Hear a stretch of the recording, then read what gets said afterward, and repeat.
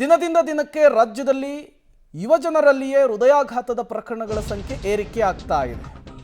ಮುಖ್ಯವಾಗಿ ಹಾಸನದ ಜಿಲ್ಲೆಯಲ್ಲಿ ಸರಣಿ ಹೃದಯಾಘಾತದ ಪ್ರಕರಣಗಳು ಜಿಲ್ಲೆಯ ಜನರ ಟೆನ್ಷನ್ ಅನ್ನು ಜಾಸ್ತಿ ಮಾಡ್ತಿದೆ. ಜಯದೇವ ನಿರ್ದೇಶಕ ರವೀಂದ್ರನಾಥ್ ಸಮ್ಮುಖದಲ್ಲಿ ಕಮಿಟಿಯನ್ನು ರಚನೆ ಮಾಡಲಾಗಿದೆ. 10 ದಿನಗಳ ಒಳಗಾಗಿ ವರದಿಯನ್ನು ಸಲ್ಲಿಸಬೇಕು ಅಂತ ಹೇಳಿ ಸೂಚನೆ ಕೊಡಲಾಗಿದೆ. ಆರೋಗ್ಯ ಇಲಾಖೆಯ ಪ್ರಧಾನ ಕಾರ್ಯದರ್ಶಿ ಹರ್ಷಗುಪ್ತಾ ಸೂಚನೆಯನ್ನು ಕೊಟ್ಟಿದ್ದಾರೆ. ಹಾಸನ ಜಿಲ್ಲೆಯಲ್ಲಿ ನಿರಂತರವಾಗಿ ಹಾರ್ಟ್ ಅಟ್ಯಾಕ್ನಿಂದ ಸಾವುಗಳಾಗ್ತಾ ಇದೆ. ಇದಕ್ಕೆ ಕಾರಣ ಏನು? ಹದಿಹರೆಯದ ಯುವಕರೇ ಹೃದಯಾಘಾತಕ್ಕೆ ಯಾಕೆ ಬಲಿಯಾಗ್ತಾ ಇದ್ದಾರೆ? ಈ ಕುರಿತಂತೆ ವರದಿಯನ್ನು ಕೊಡೋದಕ್ಕೆ ಈಗ ಸೂಚನೆಯನ್ನು ಕೊಡಲಾಗಿದೆ.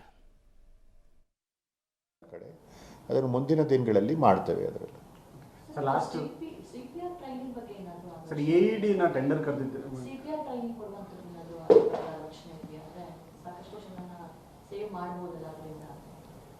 ಸರ್, ಅದೇ ಕಂಟಿನ್ಯೂ ಸರ್ ಆ ಕ್ವಶನ್ಗೆ. CPR ಜೊತೆಗೆ ಎಇಡಿನೂ ಕೂಡ ಅಳವಡಿಸ್ತಾ ಇದ್ರಿ, ಟೆಂಡರ್ ಕೂಡ ಇನ್ನ ಕರಿಬೇಕು ಅಂತ ಹೇಳಿದ್ರು ಸರ್. ಕಳೆದ ವರ್ಷನೇ ಹೇಳಿದ್ರು. ಅದೇನಾದರೂ ಚಾಲ್ತಿ ಆಗ್ತದೆ ಸರ್? ಎಇಡಿ ಲೈಕ್ ರೈಲ್ವೆ ಸ್ಟೇಷನ್ಗಳಲ್ಲಿ, ಏರ್ಪೋರ್ಟ್, ಬಸ್ ಸ್ಟಾಪ್ಗಳಲ್ಲಿ ಮತ್ತು ಜನಸಂದಣಿ ಮತ್ತು IT ಕಂಪ್ನಿಗಳು 2000ಕ್ಕಿಂತ ಹೆಚ್ಚು ಉದ್ಯೋಗಿಗಳಿರುವಂಥ ಕಂಪ್ನಿಗಳಿಗೆ ಎಇಡಿನ ಅಳವಡಿಸ್ಕೊಳ್ಳೋದಕ್ಕೆ ಒಂದು ಪ್ಲಾನ್ ಮಾಡ್ತಾ ಇದ್ರಿ. ಅದೇನಾದರೂ ಪ್ರೋಗ್ರೆಸ್ ಆಗ್ತದೆ?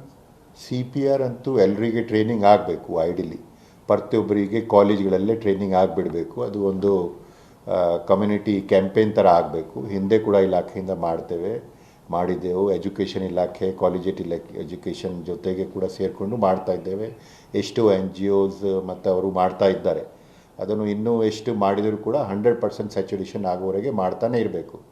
ಆ್ಯಸ್ ರಿಗಾರ್ಡ್ಸ್ AED ಏನಿದೆ ಅದನ್ನು ಹ್ಯಾಂಡಲ್ ಮಾಡೋಕ್ಕೆ ಸ್ವಲ್ಪ ಎಕ್ಸ್ಪರ್ಟೀಸ್ ಬೇಕಾಗತ್ತೆ. ಸೊ ಅದು ಎಲ್ಲ ಕಡೆ ಈ ರೀತಿ ಹಾಕೋಕ್ಕೆ ಆಗಲ್ಲ.